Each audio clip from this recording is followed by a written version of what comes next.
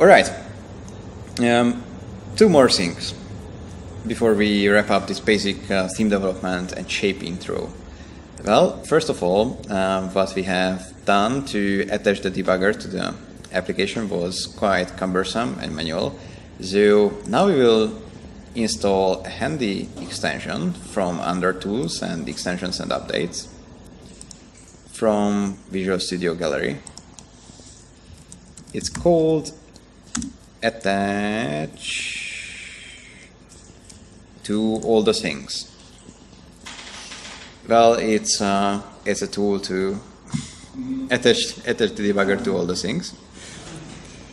So, as I have said, and Benedek agrees with me, we will now install Attach to All the Things. And, well, obviously we need to restart Visual Studio. But this cool little extension will give us is, a few buttons under the Tools menu to attach to not exactly all those things, but to IIS and IIS Express. So we won't need to go through all the menus and all the hoops to attach the debugger. So now I'm restarting the application, and once that is done, we will be able to see all of this in action. And now that the application again runs, we can quickly try out how this works. And now after the tools, under the Tools menu, we have Attach to IIS Express. So if we hit that, magically, well, we have the debugger attached to our IIS Express process. So nothing more needed here. Just on a side note. One further thing, we have written some user-facing string here in this template. And you probably may not guess what's the issue with this. But there is some issue. We deeply care about localization with Orchard, and Orchard has some cool localization features built in to make your websites support multiple cultures and multiple languages. And one of the very basic APIs that you as a developer are supposed to always use, so even if you don't localize, others can take advantage of Orchard's localization features, is what we call T-strings. And it's super simple. Watch me do it.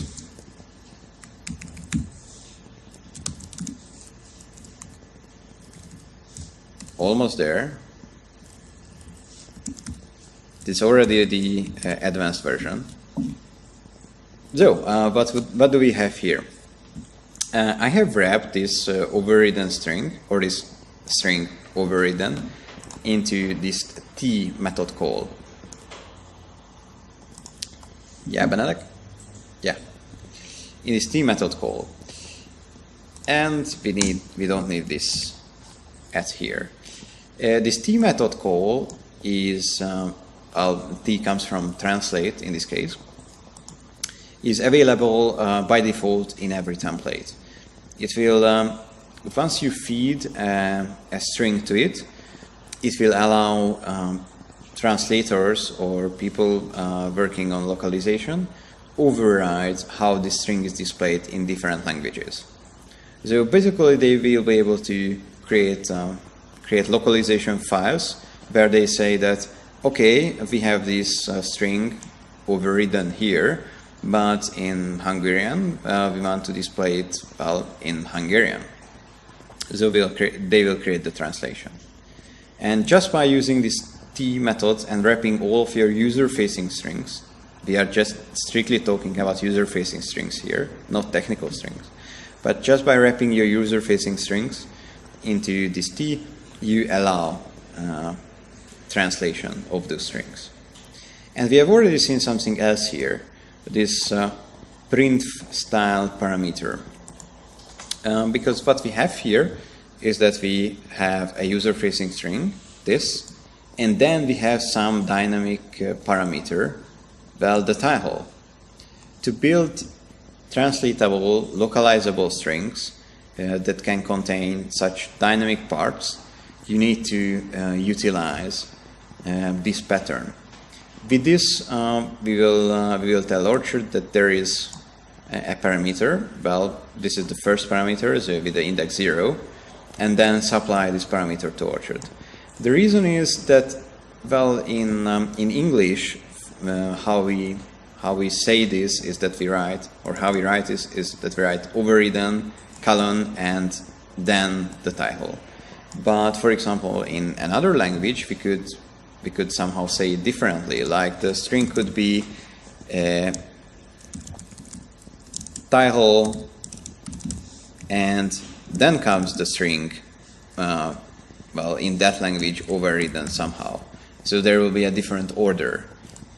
And if you want to allow translators to be able to do that, we need to supply these dynamic parameters as, well, such dynamic parameters. Because, well, in Hungarian, they could say that this comes here, and no problem. If you would just statically concatenate the string, or if you would just write it like this, oops,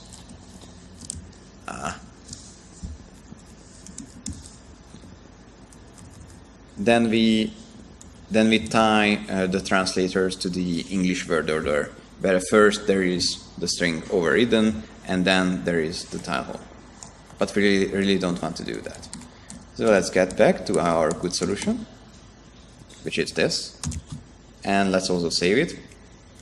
And let's see what happens on the front end. Once we reload it, we can see that, well, nothing changed. And that's good. The reason is that, well, by default, all the strings passed to the D method will be just passed through.